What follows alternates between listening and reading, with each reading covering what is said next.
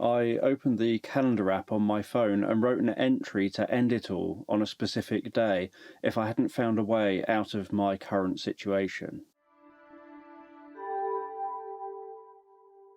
My experiences of being bullied and discriminated against in the workplace in my last job led me to seek an autism diagnosis, which saved my life. I faced workplace bullying and discrimination in most jobs that I've done in my working career. In one job, I even approached the union Unison, who I was with at the time, to see if they could help me to tackle the bullying and the discrimination that I was facing in that job. Unison told me that it definitely seemed like I was being bullied and discriminated against, but because I was a white male between 18 and 65, there was nothing at all they could do to help me. They told me that I had two choices: either let them bully me out of the company and quit with no job to go to, or I could stay and be a thorn in their side, not letting them push me out, and then leave once I found alternative employment. I obviously chose the second option. I stayed working for the company until I found another job, and then I left on my own terms. I also left Unison, deciding that there was no point really in being a member of a union and paying them every month if, when I actually need their help, they just tell me that they can't help. This was before I was diagnosed autistic, although I'd started to think that I might be. In many jobs that I've done, I've been threatened with the sack or with disciplinary action for what, in my opinion, are quite ridiculous reasons, like for not saying hello, not saying goodbye, not asking people how they are, and other similar kind of phrases. I used to write down post-it notes to myself to try to remind myself to do these things, to try to avoid actually losing jobs. I'd get singled out by managers and threatened with the sack or disciplinary action for not doing things right. I'd be told by staff who frequently work on shift with me that they've been approached and privately talked to by management about whether they've got problems with me. This kind of discrimination has been common in most of the roles that I've done over the years. I've had managers lie about me to staff to seemingly try to get those staff to believe what they've been told and then react negatively towards me, making my work environment with those colleagues challenging, and then suggesting to me that if I don't like it, I can leave, to try to encourage me to quit my job. And those staff were told those things and told not to talk to me, and I was also told not to talk to them, but luckily we all spoke.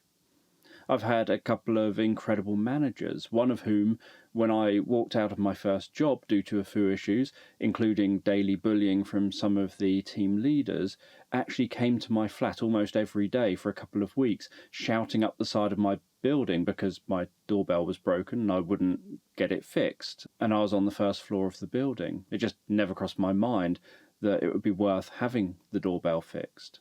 Eventually he encouraged me to come back to work and looked at changes that could be made to try to make it so that I would feel comfortable staying in my job.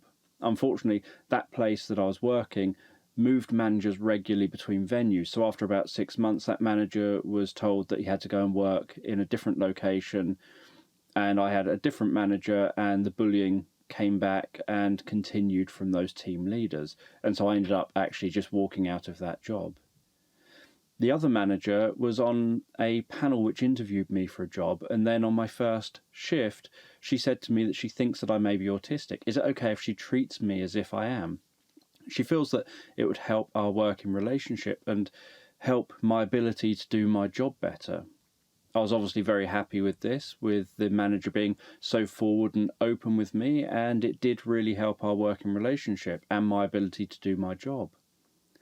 Even in this job, I did face challenges. For example, someone in another department learned that I did hypnosis, and so it went through the chain of managers to the head of service about whether there's any grounds to be able to sack me out of a fear that I was apparently potentially likely to try and hypnotise and manipulate everyone, which is obviously stupid. My manager had talked to me about this, And she was fine with me knowing hypnosis and found it very interesting, but let me know that they tried to see if there was a way to sack me. They couldn't find a way, and so she'd been told to tell me that I'm never allowed to talk about my interest in hypnosis with anyone who I work with. This made it very, very difficult, as it's pretty much all that I talk about. So it meant that I just ended up never talking to most of my work colleagues. They would ask me what I enjoy doing. I couldn't tell them. They would ask me what I did over the weekend. I couldn't tell them. They would ask me what I was reading or what I happened to be watching on my breaks. And I would quickly hide it when they came over. And again, I couldn't tell them. My manager eventually moved to a different role, and so I applied for a job to continue to work under her. In this new role, I had 2 line managers, and it was decided that the manager who already knew me would be my main line manager. The other manager would pretty much only interact with me if it was to pass on any information. But then restructuring happened, and my main manager was no longer my manager at all. My second line manager became my sole line manager. They very quickly demonstrated that they were going to assert their dominance. They were going to bully me and discriminate against me, and eventually this led to me feeling like ending my life might be the only solution to the problem that I found myself in. My previous manager had helped to make sure that my work environment was conducive to getting the best out of me. I was seated in an area of the office which didn't have any strip lights overhead. I had large desk dividers so that I could shut out the visual distractions by only being able to see the desk dividers if I just lowered my head a little bit. I was positioned in the corner of the office so that I didn't have people walking past me all of the time, and people wouldn't constantly be talking across me to each other. My new manager said everything's going to change. I was being moved to the middle of the open plan office, no desk dividers, rows of desks behind me, desks either side of me, rows of desks facing me in front of me, and strip lights overhead. I had explained to my manager that I'd struggle to do my job if I'm placed where they want to place me. They said that that's tough. They are the manager, I'm the member of staff. I do what I'm told. I didn't get to dictate to them how my work environment was going to be. The manager didn't care that I might be autistic. They didn't want to make any allowances which would get the best work out of me. I'd been working totally fine for about 2 years at that point, where I'd been sat in the location that I had been. And in an instant, my ability to do my job went from doing it very well to barely being able to do it at all. Up to this point, I'd strongly suspected that I was autistic, but I hadn't actually sought a diagnosis because I knew that it was a long process. I also struggle with communicating with people, with making phone calls, with different bits and pieces like that. So I'd never actually go and book a medical appointment if I really don't have to. I tried to see if I could get occupational health support in work, but you needed to have a diagnosed problem to have the support. My thinking was that if I could have occupational health support, then that would have helped to make sure that my work environment was conducive to me being able to do my job. I was looking for other work, but I worked for the only employer in my region who employed staff who did what I was trained to do. And the other employment options that I could find paid about half or less than what I was earning, so not enough to cover my bills. My manager would single me out for not doing things right, would say that I'm taking the piss because I've completed something wrong due to misunderstanding what was expected of me. I had my manager aggressively ask if I have mental problems due to the fact that I think about things differently to others and don't seem to understand things correctly. I was often singled out in group clinical supervisions for thinking about things differently, leading to me deciding not to contribute to the supervisions, which only led to me actually being singled out even more, with everyone else being asked, how do you feel about one of you deciding not to speak today? And when I went to answer to say, I know why I didn't speak, I can tell you, I was just shut down and told I had my chance to speak, now I have to be quiet. I was told that the way I think about the job was wrong, and so I shouldn't be doing the job that I was doing because I don't think about it correctly. It was supporting families to help children and teens get their educational, emotional, physical and mental health needs met, helping parents to address any parenting challenges, helping parents back into work and to support them with their own health, helping the families to reduce any crime or antisocial behaviour, and helping the families to work towards a point where they don't need services like social services, for example, being involved anymore.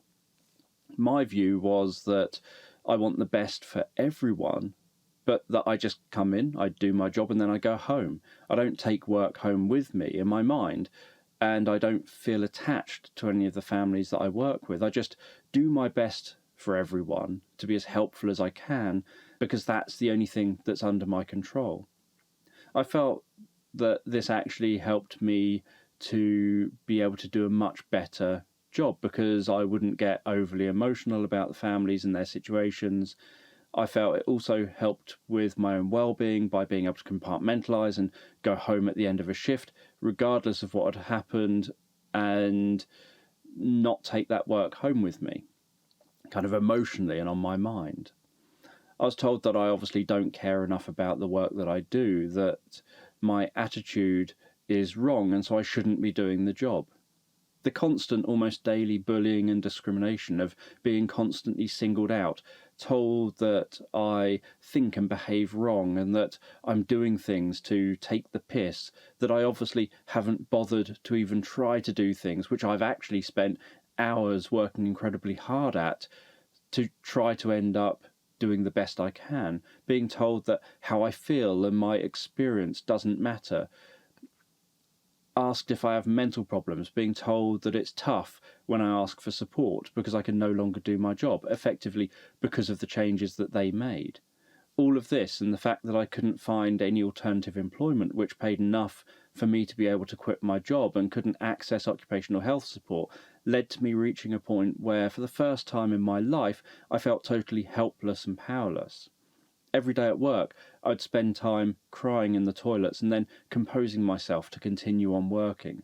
I was managing a team of family support workers who I had to be there for, as well as holding a caseload of high-level families that I was supporting, families which were deemed to be the top 1% most challenging families in the area. Every night, I'd go to bed and hope that I'd die during my sleep so that I wouldn't have to wake up in the morning and go to work. I wrote an entry in my phone of a day to take my life if I hadn't found a solution, because that then seemed like the only logical solution. Then I found out that my dad was dying. I visited him most days to care for him until his death. When he died, I had to clear out his flat. As I was going through his stuff, I found old paperwork of his, including notes written about my behaviour as a young child and how he thought I had something wrong with me and needed to see a mental doctor, as he phrased it. He wrote that he didn't know what was wrong with me. He tried to describe my behaviours, like making things next to my brother but not playing with my brother, seemingly clumsy, but he didn't think that I was clumsy and doesn't know how else to explain my behaviours. How my brother, 2 years younger than me, can already understand to say please and thank you and want to know how others are, and descriptions of other reciprocal communication issues, yet I didn't seem to get these even when he prompted me. He gave many descriptions which, reading them as an adult who thought I could be autistic, who had a manager who thought I could be autistic, who has a lot of knowledge now about autism, I recognised as describing me likely being autistic as a 4 or 5-year-old. I also found documents that social services, who Dad had contacted to try to get me seen by a child mental health professional, visited Mum, never saw me and never referred me to any professionals. They just spoke with Mum and decided it wasn't worth talking with me. This made me decide that I should perhaps try to book a doctor's appointment and see if I can get a referral to the adult autism assessment team. My thinking was that if it turns out that I'm autistic, then I can get occupational health support, hopefully improve my working conditions. It took about a year from visiting the GP to actually having my autism assessment. By the time of my autism assessment, I'd lost my job a few days earlier, actually. In the assessment, the assessor said that what I was describing sounds like bullying and discrimination from my manager, and that I'm autistic and so I should take my old employer to court, although I wasn't diagnosed at the time of the bullying and discrimination. I explained that I didn't want to do this as I needed to obviously make a living right away and don't want to instead have all of my focus on arguing and fighting with my old employer, probably for a few years. I need to put my mental energy into making a living.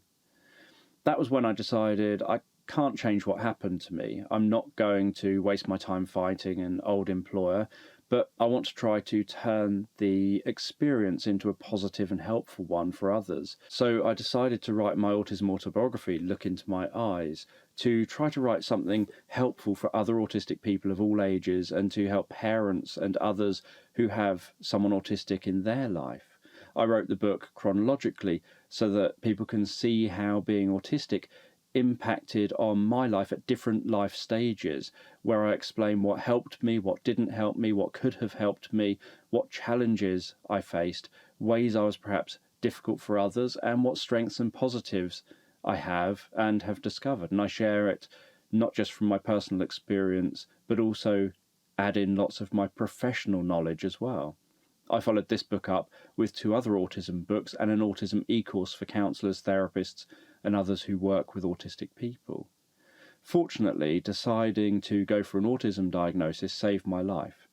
I'd never been as depressed as I was from the workplace bullying and discrimination that I'd been facing, but once I'd taken action to seek an autism diagnosis, to potentially find out about myself and to finally be in a position where if I received the diagnosis, I'd be able to access support, gave me hope that I'd be able to address what was happening to me. As soon as I made the decision to seek a diagnosis, I felt better pretty much straight away. I no longer felt depressed. I felt empowered. I felt that I finally had a way out of the situation and hope for things being better in the future. And once I received the diagnosis, I felt even more positive. Finally, I could be open about my true self. I could finally be me, finally share who I am and how I am, rather than describing how I can be through behaviours I display without a label and just occasionally saying I might be autistic. Now I could say I am autistic and open up conversations with people about it, and I no longer had to cover up my true self. Before diagnosis, people would say I was making excuses for unacceptable behaviour. I've had that far less when I say I'm autistic, rather than saying things like, I'll probably forget to say hello, goodbye, how are you, and other similar behaviours. I still get people occasionally saying autistic people just use autism as an excuse for bad behaviour, but it's significantly less than it was pre-diagnosis. I don't think that most bullies are aware of the impact of their bullying. I don't think my manager was even aware that every day on shift I sat in the toilet crying. I don't think they are aware that I was suicidal, that I wrote a date to end my life into my mobile phone. I think that it's important to consider how our behaviours are perceived by others. It's also important to be there to support others and just reach out to friends and family if they seem like they may be struggling. It could be that there's nothing you can do to help, but you can still listen and be present. And if they need some support, whether it's to access services or take certain action, you can help them to do this and let them know that you're there for them. Here at the Mind Changers, we aim to help you change your mind to change your life. You can check out what other videos neuroscientist Dr. David Lewis and myself have on our The Mind Changers YouTube channel. And if you want to catch future videos, you can subscribe and share in the comments of whatever video you're watching topics that you would like us to cover or any questions that you would like us to answer. Thank you for watching.